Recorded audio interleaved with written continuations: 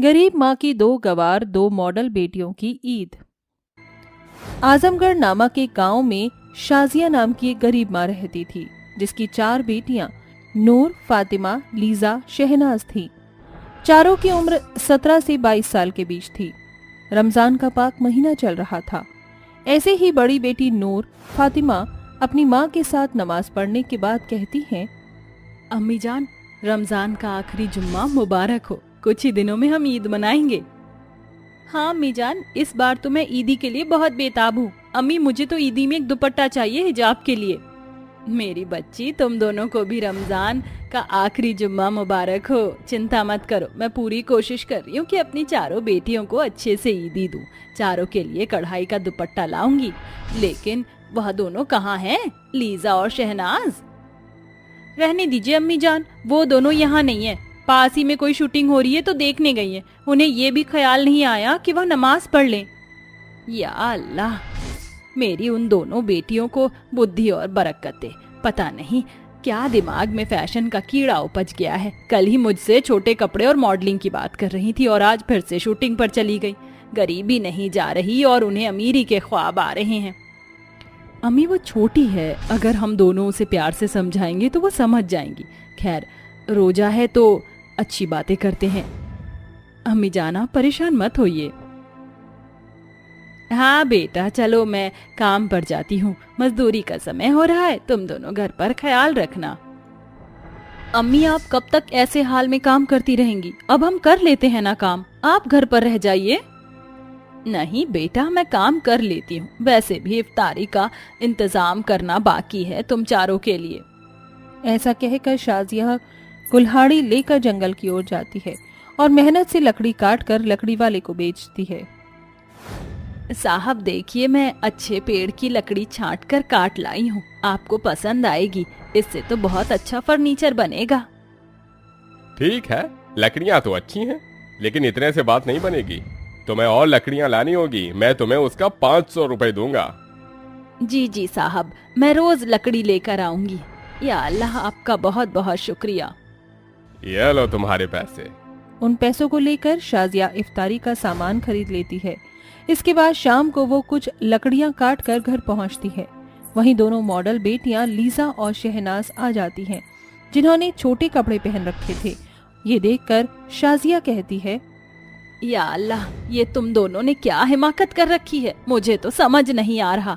अरे भला, ऐसे कपड़े पहनकर क्यों मेरी नाक कटवा रही हो? और रमजान के इतने पाक महीने में ऐसे कौन करता है? बल्कि तुम्हें सूट सलवार और हिजाब में रहना चाहिए। ओह प्लीज अम्मी जान, ये सब हमारे बस की बात नहीं है। सूट सलवार हिजाब, अरे और भी मुस्लिम लड़कियां हैं जो इतना फैशनेबल रहती हैं। और आपको पता है, अभी हम जिस शूटिंग से आ रहे हैं ना, वहाँ पर जोया नाम की एक लड़की थी, क्या गाउन पहना था उसने। अम्मी, कमाल की एक्ट्रेस है वो, हम भी उसी की तरह बनना चाहते हैं। लीजा, शहनाज, ये क्या हिमाकत है अम्मी से इस तरह बात करने की? वो तुम्हें समझा रही हैं। तुम्हें ये तो पता है कि रमजान खत्म होने वाले हैं, तो कुछ दिन अच्छे से रोजा कर लो, दुआ पढ़ लो, कुरान पढ़ लो। फैशन तो रमजान के बाद भी हो सकता है। बस बहुत हो गया बाजी, अब मत बोलो। हम तो अपने मन की करेंगे। आसपास की लड़कियां इतनी फैशनेबल रहती हैं, मॉडर्न बनकर। और वैसे भी जो हमने पढ़ाई की है ना, उसको आपकी तरह बर्बाद नहीं करेंगे सलवार सूट पहनकर घर में रहकर। अम्मी, हमें तो इस ईद पर महंगे महंगे कपड़े चाहिए, तो कम से कम हमें 3-4 हजार रुपए दे देना। या अल्लाह, इतनी गरीबी में जहाँ तुम्हारी माँ बड़ी मुश्किल से 2 वक्त की रोटी पका रही है, मेहनत मजदूरी कर रही है, वहाँ तुम्हें इतने महंगे कपड़े चाहिए? अरे कम से कम अपनी दोनों बड़ी बहन का तो सोचो। कभी कुछ नहीं मांगती और तुम्हारी फरमाइश है कि बंद ही नहीं होती। अम्मी जान, बस आज के लिए इतना खलिश बहुत है। अब कुछ खाने को भी दे दीजिए। आपने रोजा रखा है, लेकिन हमने तो नहीं रखा ना। पर हमें फिर भी भूख लग रही है, सुबह से शूटिंग में थे। शहनाज, बोल तो तुम ऐसे रही हो जैसे तुम शूटिंग करके आई हो। शहनाज, सुधर जाओ। ये याद रखना, अल्लाह के पाक रमजान में अल्लाह सिर्फ उसी की सुनता है जो अपने माता पिता की कद्र करता है। बस बंद करो तुम सब आपस में लड़ना। चलो, इफ्तारी का समय हो गया है। और हाँ, तुम दोनों को भी दुआ पढ़नी है। शाजिया की बात सुनकर उसकी चारों बेटियां दुआ पढ़ती हैं, फिर एक साथ रोजा तोड़ इफ्तारी करती हैं। ऐसे ही कुछ दिन गुजरते हैं, जहां उसकी मॉडल 2 बेटियां शहनाज और लीजा पास के क्लब में जाकर डांस करती हैं। शराब का सेवन करती हैं। ये कोई यहाँ नच नचे, कोई वहाँ नच नचे, औआ औआ तुमसे है प्यार, तुमसे है प्यार, औआ औआ। दिल में मेरे है दर्द डिस्को, दर्द डिस्को, दर्द डिस्को, दिल में मेरे है दर्द डिस्को, वो हसीना वो नीलम परी कर गई कैसी जादूगरी।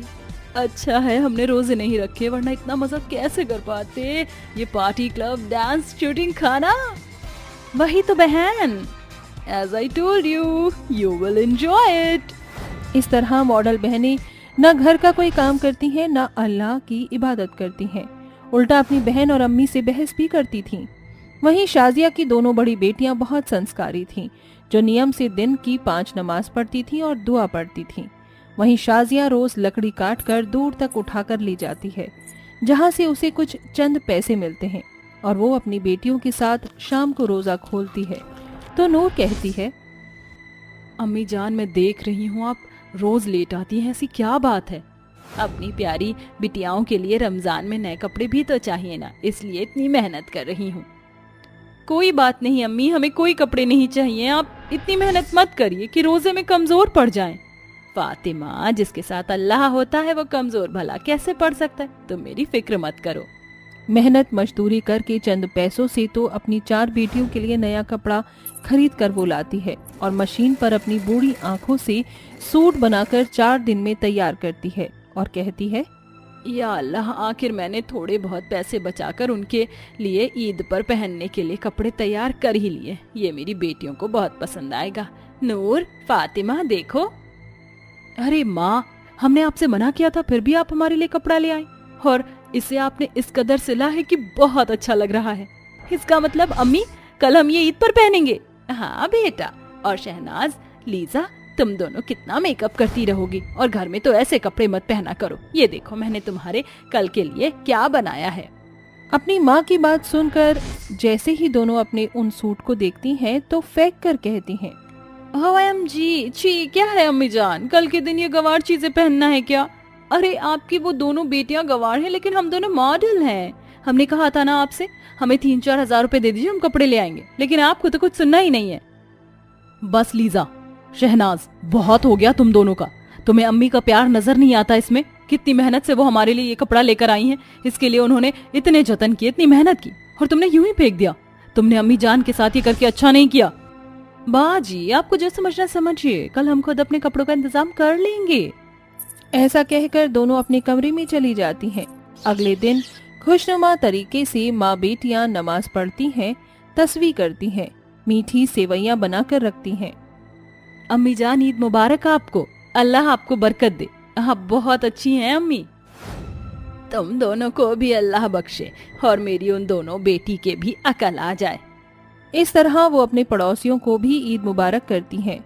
रात को चांद का दीदार करती हैं कि उसकी दोनों मॉडल बेटियां रोते हुए आती हैं।